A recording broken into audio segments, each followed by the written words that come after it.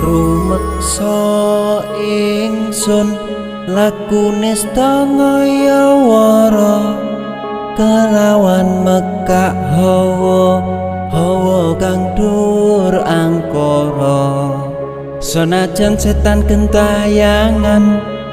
tansah gawe rupeda hingga pupusing jaman hametek ingsun nyirep geni wisamurka maperhardaning panca saben ules sing netra linambaran sih kawelasan ingkang paring kamulyan